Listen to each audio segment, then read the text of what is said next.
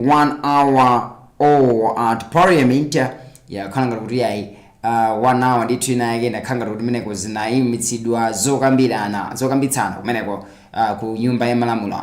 Yes, so apanso nkhani kunena kuti Mumba Kabwira plead not guilty. Yes, nkhani ndithu ikutero pamenepa. That's the headline, and akaonekeranso ndithu Mumba amene ndithu anali presidential running mate wa Lazarus Chakwera kumanso tikukamba ndithu MCP publicity secretary Jesse Kabwira. Yes, osewa ndithu tidziwa kuti anali ndi mlandu omwe ndithu amayankha. Yes, so dzulo anakonekeranso ndithu kubwalo la milandu kumeneko ndimbene ndithu yayi zamveka kuti iwowa ndithu ngosalakwa. Yeah, so that's what the headline, the front page of the daytime newspaper is saying. Padakalipano mamaka is having this morning. Yes, today tuonesa kuti back page of the same newspaper is kuti iliso ninkhani zotani. Tricky path, Scotians face Angola in must-win match. Yeah, team mele ya Scotians imene ndithu ya asungwana amene amachaya mpira ndithu wamiyendo yesikuimira dziko lino. The Scotians akhala koma ndi team ya Angola. Yeah, ndi masewera amene ndithu tikufunira ndithu tiwine zingavute zingatani. Scotians iwene ndithu iwine podringa kuti ijenso progress into the round of 16 of the tournament imene ya COSAFA women's. Yeah, so ikuchitikira kumene ku South Africa. Tinaona ndithu masewera oyambirira the Scotians inagonja ndithu ndi South Africa 2-0. Tinazakumana ndithu ndi team ya Lesotho tinaigonjetsa 8-1 if not 8-0. Kenakono we are expecting kuti we should first Angola. Ndi masewera amenewa Malawi kamna Scotians kuti chitendi to tsokolo ingwenera ipambane mwanjira iliyonse. Ya masewera amenewa alipo nditi should be pakati pale ndi mawa. Ned Broko Zarant gets down to work. Imene iso ndinkhani metikona pamene pa Chiludzu triumphs at inaugural NBM Veterans Chess Open. Tabitha bags brace for Rion. Nkani yabwino semeneyo kuti yayi ameneyu osewera nditi wa Scotians. Tabitha amene akusewera mpira wake ku team ya Rion ku France. Kangala kuti zikuchitika bwino amene wachinye zigoli zake ziwiri kuthandiza team ya Rion kuti ipambane ndithu masewera ake amene inali nawo usiku wapitawo. Scotians bounce back nkani yake ndithu ina ikutero pamene pa ndekuti the back page of the daytime newspaper nkani zomwe inazo ndithu mtsiku la lero ndi zimene zizi tipirenso ndithu ku nkani zina zomwe zili pamene pa ndithu pa time 360 Malawi kuti zikutinso motani mauno. Tiyambe ndi nkani imene kunena kuti as one way of addressing issues of climate change caused by deforestation and other environmental malpractices, Canada-based community journalist Peter Myers has planted 320 pine trees. Speaking after planting trees at Murray Primary School and the Karikisha Mountain under Senior Chief Makambira, Myers said restoring trees is essential in mitigating degradation in the area. He called on well wishers to support the initiative as he aims to reach all primary schools under Chingoma zone before the end of this year's tree planting season. Murray Primary School head teacher Ronald Sautobanda commended the initiative, describing it as the first time an alumnus has made such a contribution to the school. Yeah, nkani yake nditendi meneyo.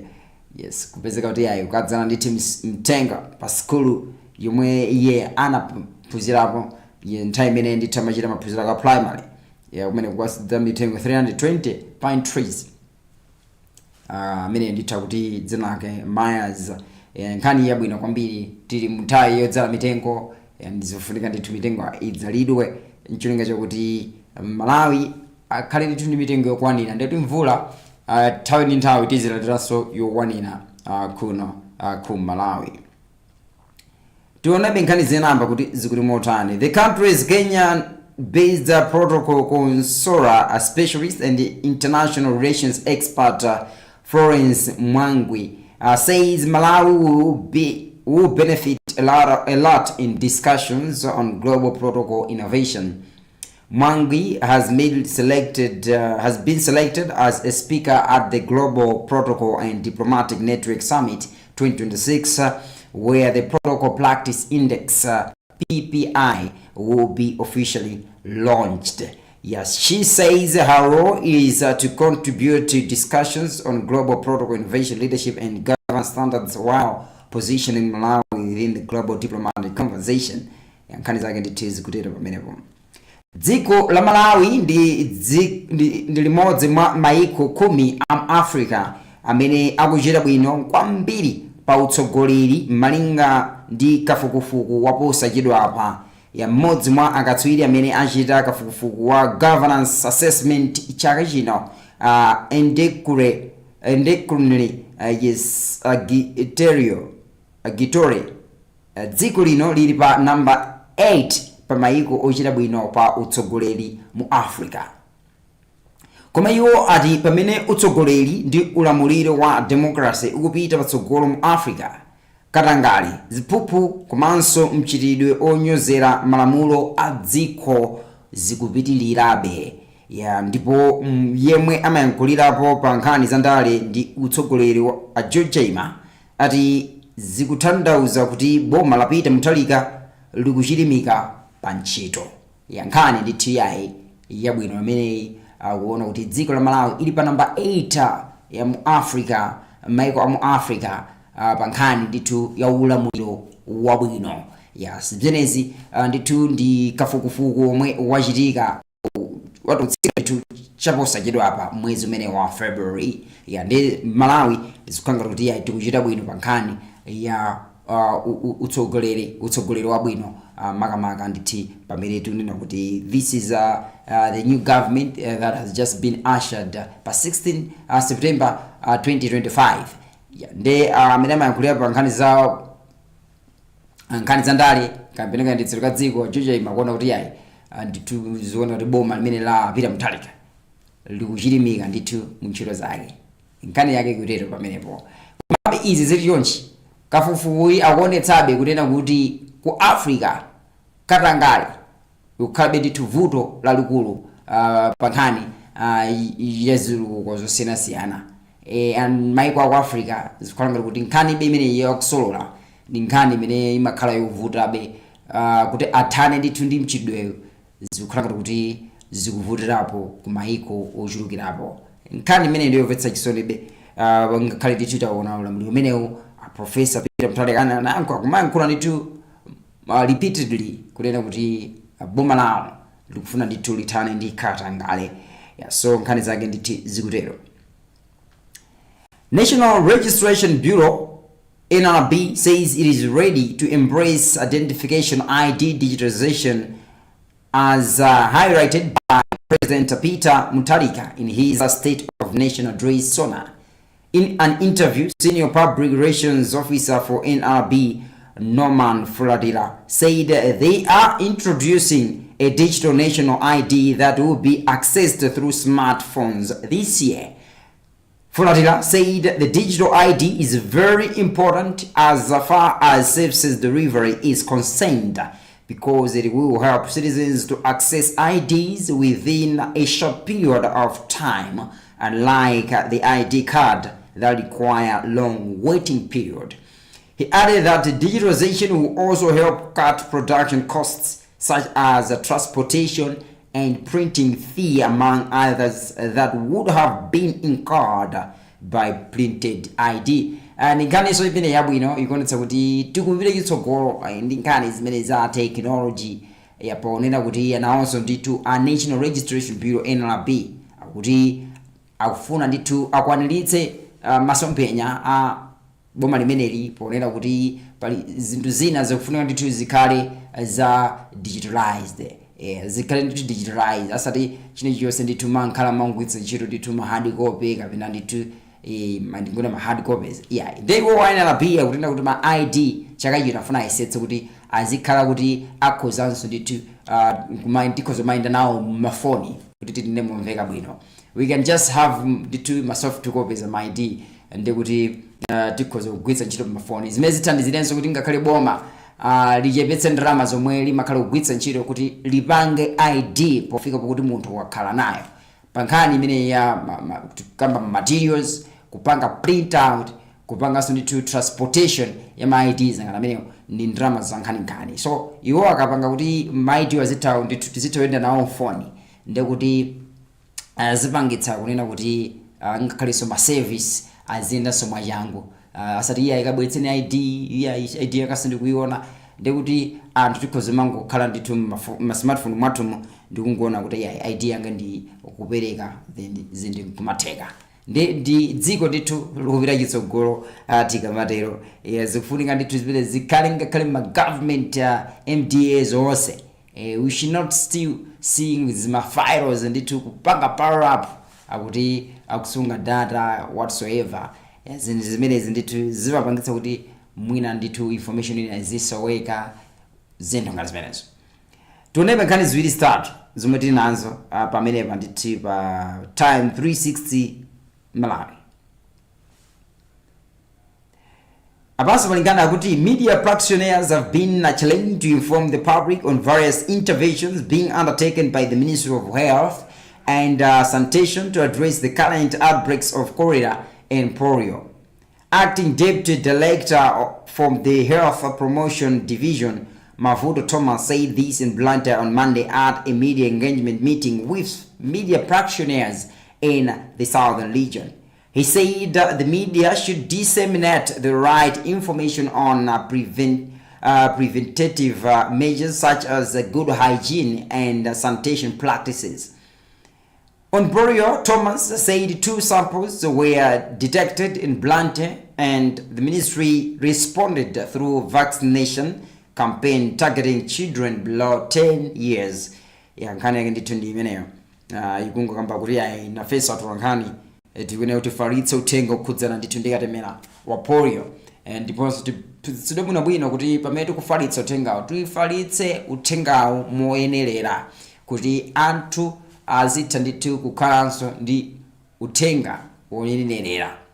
Nkhani imene ya polio ni nkhani ndithu unduna umene waza umoyo ikuthamanga nawo kupita dayi patsogolo potengera kuti zikhanga kuti polio amene madera ambiri ana ambiri akukhala ngati kuti akumapezeka naye. Pakhale ntchito ndithu yofalitsa kapenanso kuwamemeza anthu kuti achite ndithu apereke katemera ndithu wanawo athandizire kuti anawo alandire katemera tine choncho ndeti eno pamenepo. Apanso pali nkhani inena kuti aphunzitsi pafupifupi makumi awiri amene adagwira ntchito yakalembera wa chiphaso chobadwa yomwe bungwe la NLB lachititsa ndithu kumachinga ati akufuna mayankho pa zomwe zikuchedwetsa kuti asalandire ndalama za allowance zomwe adagwirira ntchitoyi. Malingana ndi ena mwa aphunzitsiwa, iwo ndi odabwa kuti papita pafupifupi sabata ziwiri asadalandire ndalamazi chimalizireni ntchitoyi, ndipo mphunzitsi aliyense akuyenera kulandira ndalama zokwana 264,000 kwacha zomwe ati kuchedwa kulandira kwa ndalamazi kwakhudza magawo osiyanasiyana pa miyoyo yawo. Koma yankhapo pankhani mkulu wa bungwe la NLB ku machinga Harold Sosola avomereza kuchedwa kwa ndalama kwa malipirowa koma malipirowa kwa aphunzitsi ena, koma ati izi sizili choncho kamba kuti mabanki ena sadatumizirebe ndalama ku ma account aphunzitsiwa. Nkhani yake ndithu kutero pamenepo ikutero ndithu pamenepo nkhani ya tipange machangu tione kuti kwina kunso ndithu nkhani zotani. Yemwe amankhulira sukulu ya Malawi University of Science and Technology Master James Mpande akana kuyikirapo mulomo pa kalata yodzudzula mchitidwe ogonana pakati pa ophunzira asukuluyo omwe akuti wakula imene ikufala m'matsamba a mchezo. Kalatayo ikuonetsa kuti yasayinidwa ndi mkulu woona za chisamaliro cha ophunzira pa sukuluyo Akondwani Nkandawire. amphande ati iwo sanadziwitsidwe za uthenga omwe walembedwa mu kalatayo choncho sangayankhulirepo kaye kufikira atafufuza bwino nkhani ndithu kutero kuti pakuenda kalata yomwe ikhangalikuoneka kuti yachokera ndithu ku sukulu kwa ophunzira ndithu aku sukulu imene ya master makamaka ndithu amenenso ali ndi udindo woyang'aniranso ana anzawo uchitapo ndithu dandaula kuti mchitidwe ogonana pa sukulupo wachuluka kapena ukukulirabe ndi mapita ndithu kwa the school authorities kuti mchitidweyo ndithu lolera mponi ngati ndithu sukulu kuti muone mkhoza kuthandizapo motani ndi ngakhale ndithu amasti kalata imene sanaichite recognize and akuti sanandireso kalata ineyo yonse mwina ndithu adikire masiku amenewa ngati kalata yo afike kapena atenso kuchita kafufu wawo amve kuti nkhani imeneyi kodi ikuchokera pati ndipo ili motani komabe kalatayo ikuonetsa ndithu pali nkhani zimenezo. Reports of increased sexual activities among students in halls of residence. Kalata ikutero ndithu mutu wake yalembedwa ndithu pa 23 February ndimene ndithu kalata yalembedwera kuti the Dean of Students Affairs yopita ndithu to all students from Dean of Students Affairs so nkhani yake ikutero pamenepo and idololeni kuti tipite kumeneko ndithu pa Nation Publication Limited online tione kuti kumenekesa kuli nkhani zotani zomwe tikuyeneranso tigawane mawu amenewo pamene panso ndithu tiyambe kuona kuti front page ya the Nation Publication Limited ini ndi nkhani zotani. Nkhani yambire pano kuti DPP powers back under spotlight pattern of discontinuation of high profile cases raises eyebrows. Nkhani ndithu apa ikutero pamenepa AG Mbeta denies authorizing Amaris Hotel deal. Minister Gutero ministry rolls out 2 months land audit. Mumba Kabwira plead not guilty. Nkhani zake so zimenepa zikutero pamenepo. Zimene nkhani zimene zili ndithu pa front page ya the Nation Publication Limited online. Nkhani zake zikutero pamenepo. Tipitenso ndithu back page ya the same newspaper kuti nkhani zotani. Fuller gets started. To build a Queen's foundation ahead of should be Commonwealth Games. Says knows a lot about Malawi netball. I think in Pusamene many ndithu ochokera should be dziko limene should be New Zealand Fuller. Amene ndithu aziphunzitsa team imene ya Queens. Ndodziwa bwino ali mbiri yabwino nsapakani yophunzitsa ma teams wakunja amene ndithu masewera mpira amene wamanja ndi nawo anamalimbikitsa ntchito kuti athandize team ya the Queens. Dziko la Malawi linchembekezo kuti mwina team ya the Queens ikhoza ndithu kuchitanso improve kubwerera monga amene imachitira kale. Ndi ameneyo kuoneka kuti akuchita ndithu ma preparations ange kufuna kuumbaso team yokuti ingakhale ku Commonwealth Games Queens ikachite bwino kumeneko. Zomveka ndithu kuti Joyce Mvula amene anachita retire chikidwa apa aitandidwanso ndithu ngakhale mu squad provision squad ya the Queens komanso zomveka kuti ingakhalenso mwayi kumwenda. She's interested kuti she might retain kumene ku team ya Queens makamaka ku masewera a Commonwealth yakozanso mwina kukathandiza. These are just speculations kumabe mamaga mwayi kumwenda komano ya Joyce Mvula ikuone kuti ingakhalenso a netball association of Malawi aichita ndithu confirm kuti it's true ngakhale anapanga retire komano zikuona kuti ingakhala ziona mphunzitsiyo is interested kuti tend to kugwiritsa ntchito. Scotia's in do or die COSAFA battle. Chiludzi Namangale winner in BM Veterans Chess. Castell hits at club sponsorship extension. That's another good news makamaka to the football. Zatamene wanditi Castell akuoneka kuti ali ndi chidwi choti achitenso ndithu extend apitilirebe ndithu kuchita ndithu kuthandizira mama ndithu likapu imene ya Castel kuti ipitebenso ndithu patsogolo nkhani imene yosangalatsa kwambiri. Yes, and tionenso kuti nkhani zina zikuti motani, and nkhani imene Castel yango ndikumbutsa back then ndithu yayi makapu amafika kuti nkuperepeseka makapu pezeka anthu kanika kuti pezekhala makapu ena kuti mwina ndithu league yathu dziko lino kumakhani makapu ena. So when we are having a lot of companies amene ndithu akuchita ndithu sponsor bisabena yake nzindu zimakhala ndithu zimenezo zo ina kuti tiziyamikira kwambiri. Yeah. Southwest Region Police, in collaboration with the Malawi Gaming and Lotteries Authority (MAGRA), have questioned residents of Neno District against gambling addiction, stressing that betting is not a means of escaping poverty.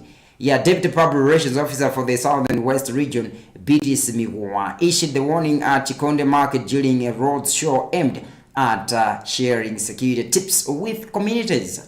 Mikuwa said gambling addiction is contributing to raising cases of suicide and crime, noting that some addicts resort to robbery, gender-based violence, and risky loans, while others take their own lives after losing bets. Chikonde Market Committee member James Biliati Mulungulula called for stronger collaboration between parents and gambling operators to safeguard children's rights by strictly prohibiting their participation in betting activities. Betting ikonoti tenga ndithu malo makamaka sikuona kuti age, sikuona gender, tikuona anthu akazi akuchita betting, anthu amuna akuchita betting, akuluakulu akuchita betting, ana akuchita betting, anthu akalamba akuchita betting. Ndeno nkhani ili apa mini wanditi Southern West Region Police akukamba kunena kuti iyayi zifunikanso anthu we have to bet reasonably. We have to bet reasonably. We should not just bet chifukwa chokuti tikuona kuti COVID yativuta akuti betting singachotse ndithu umphawi, sinjira kuti tigathane ndi umphawi wathu betting. Komanso akuvomekeza amene wanditi amene wa polisi kuti pali ndithu mavuto ena amene akumachitika muna kuzipha ena ndithu kuchita ma crimes osiyana-siyana, gender based violences, ngati nkhanza zimene zimachitika ndithu pakati pa amayi, ana, bambo, ngati zimenezi zikumachitikanso malingana ndi anthu ena mwina amakhala they are frustrated kuti sanachite bwino pa betting. Yeah, ngakhale kuba kumene zimenezi zikukhala ngati kuti zikuchitidwa fueled up ndi nkhani zimene za betting. Yeah, ndi nkhaniyo ikukamba ndithu motero.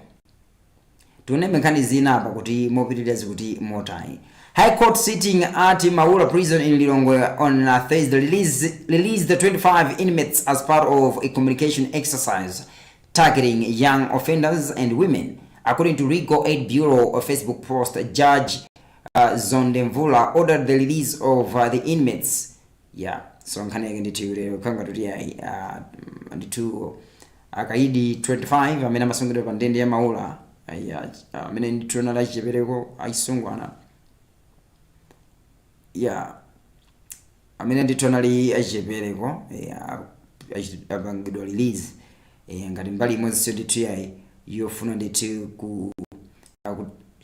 kuthandizira kuti mune makesi mama kamene one should be asungwana kuti mbali imodzi ngapali ena they are just being kept there mina yawo sukuti ndithu kuyenda muno mafiles awo zinasoonekera ngakhaliso ena yawo yo ndithu mina simene akhala kumene. So ngati mbali imodzi wathandizira ndithu yayi anali ndithu ndi nthawi kuti akati kuonanso ndithu milandu ya anthu ngati amenewo and 25 ndithu yayi akhanga kuti atuluka ku ndende imeneyi ya Maula. Esa nkhani imeneyi kutero pamenepo apa tionenso kuti nkhani zinapa zikuti motani mwachangu ya pamene ndithu pa Nation Publication Limited kale pamenepa. Yes, akuti South Tourism has opened its it should be 11 billion Livingstonia International Conference Center in Salima.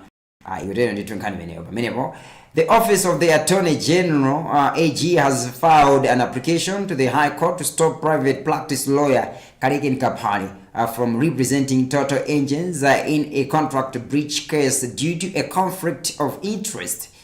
Kapali is being claimed accused over his involvement in the matter, which concerns Prima Fuels and the Malawi government, who are claiming 824 billion kwacha, which is $480 million for breach of contract. In the sworn statement that the Nation Publication Limited have seen, AG Frank Beta says he has read that in 2020, when Kapale was the Attorney General, his office wrote a letter to Prima Fuels Limited lawyers regarding the same case, sharing same information of evidential importance. So nkani yake nditi kutero pamenepo ntivilo lilebe nditokona nkani izo siyana zomwe zili pamenepa. Yes, tidakalipa Nation Publication Limited ndi pamene tikuona nkani zimenezi. Minister of Lands, Housing and Urban Development Chimwemwe Chipungu has announced a major clean-up of Malawi's land administration system aimed at resolving ownership disputes and restoring order in land allocation following mounting public complaints. Speaking in Lilongwe yesterday when he launched a 2-month national land audit exercise, Chipungu said the intervention follows numerous concerns submitted to his office over contested ownership, double allocations, and unresolved lease issues affecting urban land management, particularly in Lilongwe. Yes, the minister disclosed that the reform efforts include the launch of a land ownership audit, beginning with a pilot phase in Area 3 and 10 of Lilongwe City, where officials will verify landholders, examine these documents, and assess levels of development on allocated plots. Nkani naso menebo. Igutero menebo. Igutero ndithu menebo. Dividend chitsogolo this time around. Tione kuti nkani zina ndithu zikuti motani. Makamaka tipite pa Zodiac Online. Tipite pa Zodiac Online tuone. Kumabe nkuteka kuti mwango join kumene ndithu kanema amene program ine this is Morning Coffee live news kufika ndithu pano pakanema wanu wa GPS ndine Tom Kamanga, Mr. Morning Coffee. Yes, and taona ndithu makamaka nkani kuchokera ku Time 360 Malawi pa minister ona ndithu front page ya The Day Times newspaper, back page yagenso kumaso nkani zina kumeneko tabweraso pa Nation Publication Limited online, taonaso front page ya The Nation Publication Limited newspaper kuti ili nkani zotani chimozimoziso sports page yagenso kutenje nkani zotani msikulale apa timamani zitsanso nkani zina zomwe zili pamene pa Nation Publication Limited online. So apa tifuna tione kuti pa Zodiac Online paliso nkani zotani mawa umenewo, and tiye ndione pamene kuti nkani yathu yambirira ndikukhala iti pamene pa Airport Development Limited ADL says it plans to upgrade Likoma Airfield to an international airport, allowing international visitors to fly in and out directly.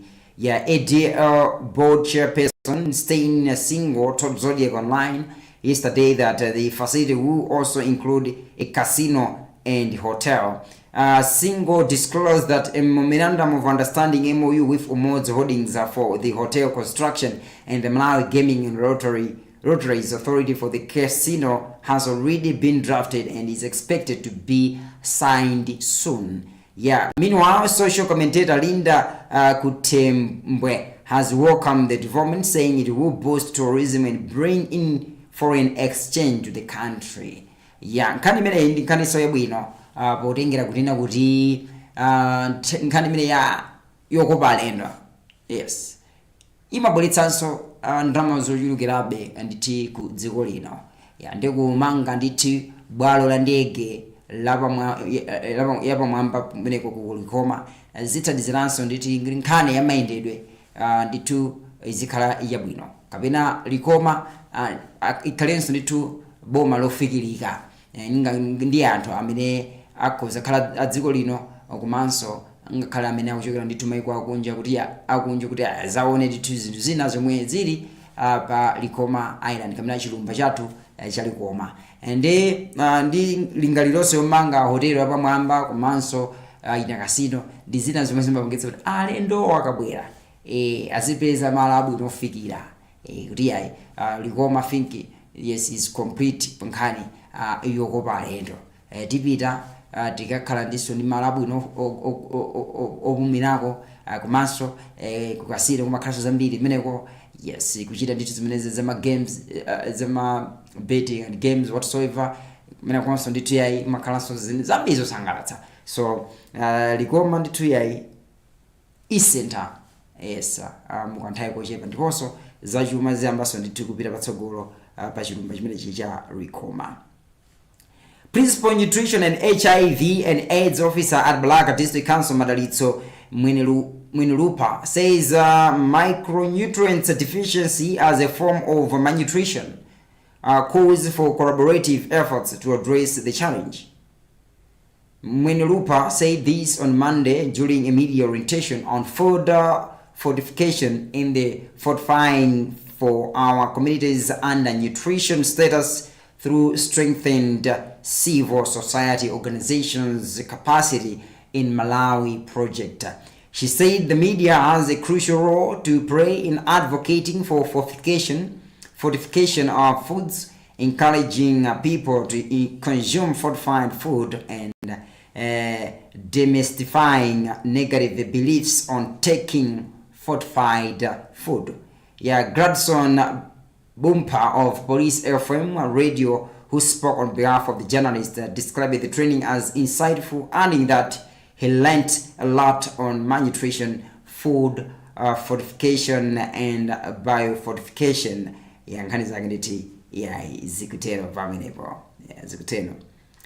The Association of Malawians Midwives, AMAMI, has called for increased advocacy, capacity building, research, and collaboration among its members if they are to promote and safeguard the interests and welfare of midwives and the midwifery profession in Malawi. Speaking during a strategic plan dissemination on Tuesday in Mzuzu, MIAM's Chief Executive Officer Matthias Gacha Chatuluga said the association expects renewed commitment from chapter leaders to set up grassroots structures and increase membership in the northern region. He added that the organization members expects membership to increase from 600 to 2,000 members. Bungwe la alimi atonje mdziko muno la Cotton Farmers Association of Malawi lati chiwerengero cha alimi omwe alimatonje chaka chino chatsika kwambiri poyerekeza ndi chaka chatha. Mtsogoleri wa bungweli Alapson Zidana wati chaka chatha alimi 23,343 ndi omwe analima tonje pamene chaka chino chiwerengero cha alimiwa chatsika kufika pa 12,700. Chatsika kwambiri kushuka pa 23,000 kwafika pa 12,000. Ndikuti tiyembekezenso kuti we have raw production of cotton this year. Yes, iwo alimi ambiri anakhumudwa ndi kuchedwa kulandira ndalama zawo kudzera ku Mpamba ndi Airtel Money atagulitsa tonje lawo komanso kuwera mtengo kwa mbewu ya tonje.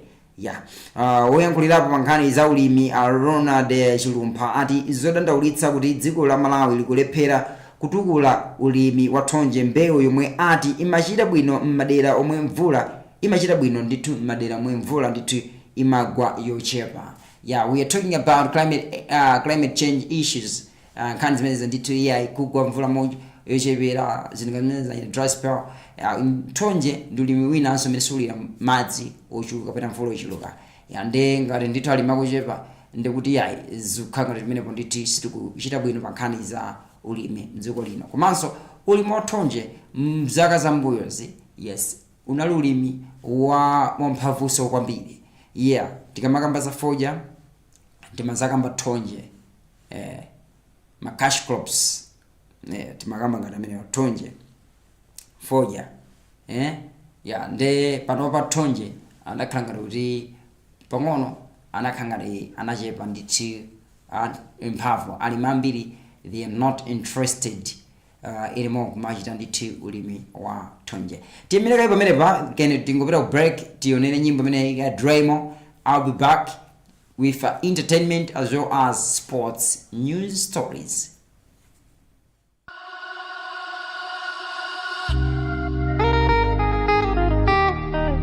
Say no. Nyanda made it. Go forever, yo. Hey, hey, hey. Forever, yo. Yeah. Go forever, yo. Yeah. Do you like the way that I'm jamming? Do you like the sound of my rhythm? Ibonyeka rumba mwina mvele manu. Mwina umafila dance so ijaya china manu. Say nah, baby I like the way you go down. DJ pull up, go down. Vina condicio say la focus. Hey, mami focus. Baby I like the way you go down. DJ pull up, go down. Vina condicio say la focus. Say nah, so focus. You are not typical, you're not an ordinary girl. You are flowers in my garden, you will see low class girl. Maniko kana makinito, maniko kana makini. Pull me close and makinito, maniko kana makini. Maniko kana makinito, maniko kana makini. Pull me close and makinito, maniko kana makini. Oh yes, don't rush, baby calm down. Hear me now, Coca-Cola body, see where ka Fanta. Hear me now, see your body's tempting, I'm foreign. Yeah, you calling my desire, Pakati Paku. Yeah, baby, I like the way you go down. DJ pull up, go down. Vina condicio say la focus. Mami focus. Baby, I like the way you go down. DJ pull up, go down. Vina condicio say la focus. Say now, focus. You are not typical, you're not an ordinary girl. You are flowers in my garden, you will see low class girl. Maniko kana makinito, maniko kana makini. Pull me close and makinito, maniko kana makini. Maniko kana makinito, maniko kana makini. Pull me close and makinito, maniko kana makini. Maniko kana makinito, maniko kana makini. Pull me close and makinito, maniko kana makini. Oh yes.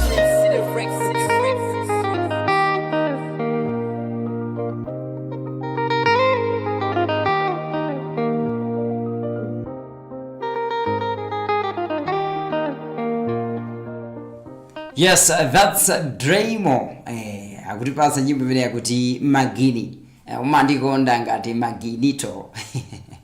Nyimbo yomwe nditi ayi ikone kuti ndi nyimbo imene inachitanso bwino pa nkhani nditu yo woneledwa ye pamasamba mchezo padakalipa imene nditu ikuchita nditu dominate nyimbo zambiri za kuno ku Malawi ili pa number 1 online streaming platforms ochiluka kana ku Malawi. So that shows how talented the guy is. Yeah, I mean nditu Draymo. Yes, tipiteso itsogolo ndi nkhani za msangulutso kuti zikuti motani padakalipa ano, and allow me kuti I should take you through Nation Publication. Tipite pa Nation Publication limited tione kuti pamene panditu pali nkhani zotani za msangulutso zomwe tikhoza nditi ayi kugawana mawu amenewo. Pa Nation pamene pali nkhani zanji zimene za msangulutso zomwe tikhoza kugawana pamene pa ngakhale ndite nkhani zimene za msangulutso ndaizina nditi zikuvakhala ngati izikumachepachepa. Why? Musician Black Frames has sponsored vocational training for at least 35 youths in Blantyre as part of efforts to addressing raising unemployment among young people.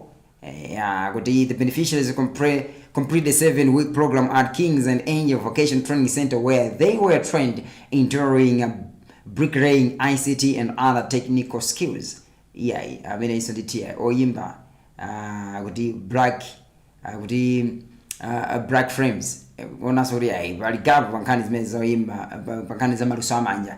Let me come in ngakhale ineso ndithu ndimachita zoyimba imba komano it's not wina yesa ngakhale imba, it's not wina yesa amene ngachite ndithu like ninga mpange ndithu empower kale oimba kuno ku Malawi. So that's about the story. Kumabe tiye ndione nkhani zosiyana zomwe tinazo ndithu pamene pa Nation Publication Limited zokhudzanaso ndithu ndi entertainment.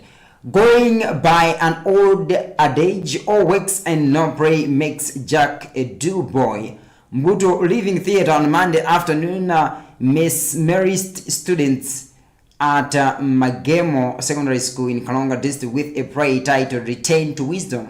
In an interview, the group's leader Dennis Kumwenda said apart from entertaining students, they also wanted to educate the students about old cultural norms, values, and traditions for them to appreciate their roots. Copyright Society of Malawi Kosoma Copyright Fund Management Blessings Bota said the initiative aims at reviving cultural knowledge to enable youths reconnect with traditions, languages, songs, dances, and oral history from the northern region. With funding from Cosmos Copyright Fund, Buto Living Theatre is implementing preserving our heritage, promotion cultural values among young people in northern region.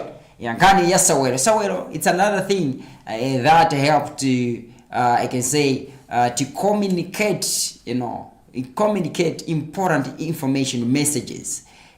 Mwina nditu you want to deliver a message yokudzana nditu we should preserve water. I think it is very bwino asewera kachita and utenga choma veka bwino. Ndeno naonsa amene akuti amene wanso nditu Living Theatre, Mbuto Living Theatre. Naonso pala ali nditu pakalikiliki ofuna nditu kuphunzitsa chinyamata kuti asachoke muchikhalidwe cha Malawi. Zilankhulo zathu, zikhulupiriro zathu zikhalabe tikuzidziwa ngati ife ndithu achinyamata makamaka mbadwo yaing'ono achichepere amene ndithu yayi they are just coming up amene wazidziwa nteo za chikhalidwe athu. They should grow in the reach of our culture. So Malawian should not just be by birth only kuti yayi awana Malawi kuti anabadwa Malawi komano chikhalidwe cha Malawi sitikuchidziwa whatsoever. Zimakhala kuti yayi pamene nditi siri kuchita bwino. Ndetu uone nkhaniso zina zamasewero kuti izi kuti motani kanga tapa ndithu zamsangulitsozo ndithu zatha. So we can just have time to appreciate sports news kuti nkhani zamasewero kuti motani. Ababa ndithu I will take you directly to ndione nkhani zakunja zimenezi. Kuti izotani ndithu maka usiku wadzulo kunali masewera ndithu pakati pa Manchester United the team ya Everton and ndithu Everton against Manchester United masewera amene ndithu good luck Parkson Stadium ndipo amene panali masewera amenewa and Manchester United kuna kuti yachita ndithu zopsa basi kupambana 1-0 masewera amene payamba ndithu amakhala kuti anachotsa chiyembekezo kwa otsalira a team ya Manchester United thinking that mwina ndithu dzulo akhoza kufananitsa mphamvu ndi team ya Everton komabe pa 71 minutes Sesko anabwera ndithu ndi chigoli chofunikira kwambiri chomwe chapangitsa Manchester United kuti khalibe kupitilira kuchita bwino makamaka mu chaka cha 2026 pamene tunena kuti sikudziwa kuti kugonja kuti ndikotani team ya the Red Devils. Zodabwitsa amanena kuti kumakhala bwino ndi wana osamachitana andalete. Manchester United last year December kumapita analito akabwasha mango umenyedwa ku draw zosakhala bwino.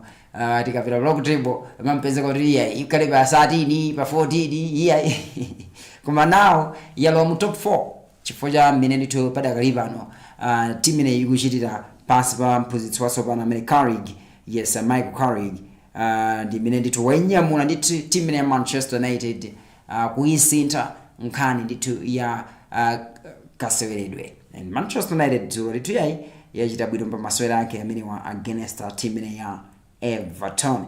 Ili ndithu mokazikika mu top 4 ya English Premier League. So padakalipa ndithu kuona Olympics ndithu wafika povuta kumangala ndi kumeneko pamene tikuona kuti ayi ma teams ndithu some they are battling it out for the top position, and some they are battling out to be in the top 4 position. So we can see kuti mpikisano wa chaka chino so phweka yayi tikuonabe ndithu akuluakulu ena akupezeka kuti league ikamata akhale outside the top 4. Yes, so tiona kuti zikhale motani. Ndimaliza pamenepa ndi nkhani imene ndithu yokhudzananso ndi team ineyi ya Manchester United yomwe ichitanso bwino dzulo ndithu masewera ake a English ya Premier League.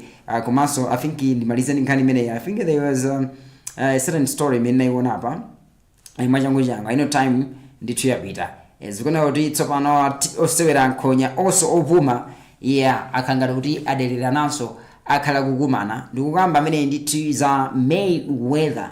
Mayweather ndi osewera ndithu amene ali ndi mbiri yabwino kwambiri pa maboxers onse pa dziko lapansi. Anamenya nkhonya 50 osagonja akolo ndi imodzi lokufananitsa mphamvu pa nkhonya 50 zake zomwe anamenya za professional. So Mayweather amene ndithu Floyd Mayweather akhala kumana ndithu ni Manny Pacquiao masewera amene akhalipo ndithu pa 19 September chaka chimenechi. Komano ndikunena kuti osewa nanthu kuti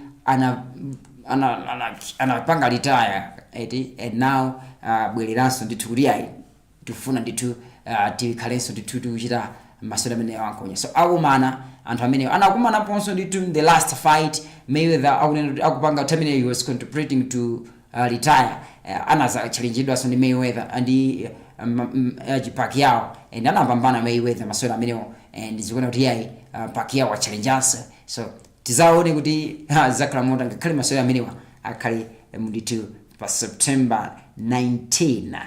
Kuti two of the greatest icons in boxing history will meet again in the first ever professional boxing match at Sphere in Las Vegas. So that's about the story. Timaliza machoncho laga dzina ndi Tom Kamanga, Mr. Morning Coffee, manso ndi yamikire mzanga umeneko kumakina Romeo Kazika amene samone tsetsaria izo zikhali zikuenda bwino.